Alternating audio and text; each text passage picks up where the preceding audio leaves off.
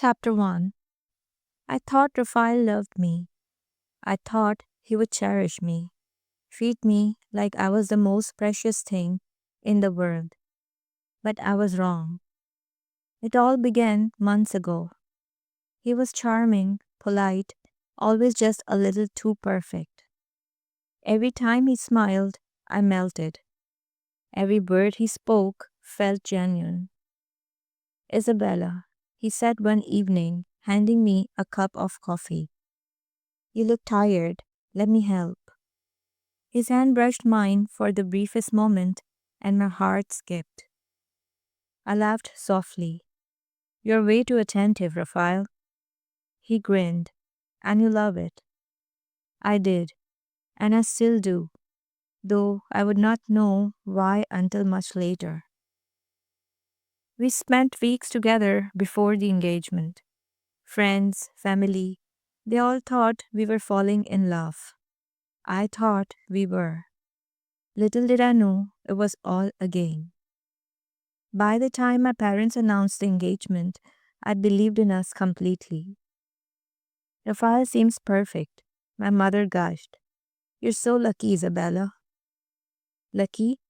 I felt lucky. I felt happy.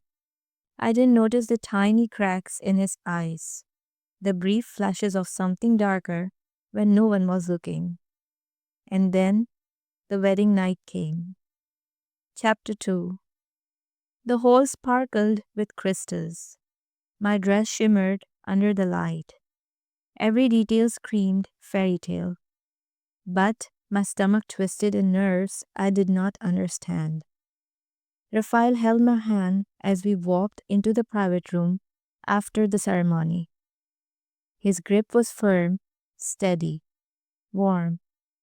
I thought I was safe. I thought I was loved. Then he whispered, cold and sharp. I didn't marry you for love. I married you for revenge. I froze. Stop joking. You can't mean that. My voice shook. He leaned back slightly, his eyes dark. I do. Every smile, every laugh, every word from me was to ruin you, to hurt your family the way they hurt mine. No, this isn't real. You're lying. I cried, tears stinging my cheeks. He didn't answer. His silence cut deeper than any dagger. My heart pounded in panic, betrayal burning hotter than chandeliers' lights above. In that moment, I realized I was trapped. Chapter 3. The next days were unbearable. Raphael was polite in public, but in private he ignored me, spoke sharply, and sometimes did not respond at all. I tried to keep my distance. I refused to let him see my pain. I spent hours arranging flowers, reading books, pretending that the house was mine and he was just a visitor. One evening, I asked him quietly, why are you like this? He did not look at me. You will understand eventually. Patience, Isabella. That word, patience, felt like a cruel joke. I hated him. I wanted to scream. Yet, my heart still raced when he came near, when his presence filled the room. Chapter 4. I was angry, hurt, and confused. Yet Raphael's subtle touches, accidental or deliberate, made me ache in ways I could not name. One night he passed behind me in the kitchen. His hand brushed my waist lightly. I stiffened, spinning around. Careful, I snapped, though my cheeks burned. I'm always careful, he murmured, his voice low, almost teasing. I wanted to push him away, to remind him he had no right, but a part of me, a small stupid part, thrilled at his closeness. Our arguments became charged, electric. Every glare, every sarcastic remark, every heated debate left my body buzzing in ways I did not want to admit. Chapter 5. It happened during a stormy night. Rain lashed against the windows. We were arguing over dinner when he suddenly grabbed my hand. "Stop fighting me, Isabella," he said, his eyes dark, commanding. I pulled away. I'm not. I'm not yours to fight." But before I could step back, he leaned close. His lips pressed against mine, firm, deliberate, yet soft at the edges. My body betrayed me, heart racing, pulse wild. I broke the kiss. You cannot do this. You're cruel." He smirked, just a hint, and stepped back, letting the storm rage outside mirror the storm inside me. I know, and yet here we are. My breath was ragged. My anger battled with something else, something I did not want to name. Chapter 6. Days passed in a dance of hate and desire. Raphael was rude, commanding, dismissive. Yet when I turned my back, I saw his eyes softening, his attempts to get close, only to draw back when I resisted.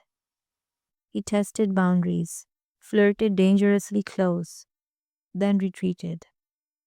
Every glance, every slight touch built a fire neither of us could control. It was a quiet evening in the library. He cornered me gently against a bookshelf. "You cannot hide from me forever." "I'm not hiding. I'm protecting myself from you." I shot back. His hand brushed my cheek. "You think I want revenge now?" I shook my head. "I don't know what you want anymore." His eyes softened for a fraction of a second before hardening again. "Then let me show you," he whispered. The tension exploded. I wanted to scream, to run. Yet when he leaned close and our lips almost met, I felt every barrier inside me crumble. I cannot trust you." Chapter 8. Weeks passed. Raphael's coldness clashed with the flashes of tenderness. He brought flowers, cooked meals, left notes apologizing. "I know I hurt you," he said one night, sitting across from me, voice low. "I cannot undo what I did, but I can try to make it right." I stayed silent, my arms crossed, furious yet drawn to him. He knelt one evening, hand on his chest. "Isabella, please, give me a chance. Don't let my past mistake define us." Each apology, each plea chipped away at my walls. I fought back tears and the desire alike. Chapter 9. Finally, during a quiet morning, sun spilling through the curtains, he approached me slowly. "I don't expect everything. I just want a chance." I stared at him. Anger, hurt, desire, all twisted inside me. "I don't know," I whispered. His hand brushed mine softly, not commanding, not demanding, just connecting. "Then let me show you, slowly, one step at a time." And for the first time, I let myself believe. Maybe we could be more than revenge. Raphael had changed. I had learned to trust again, to let myself fall. Not for a game, not for a plan, but for the man who once tried to hurt me and now wanted to love me. And slowly, painfully, beautifully, we began a life together.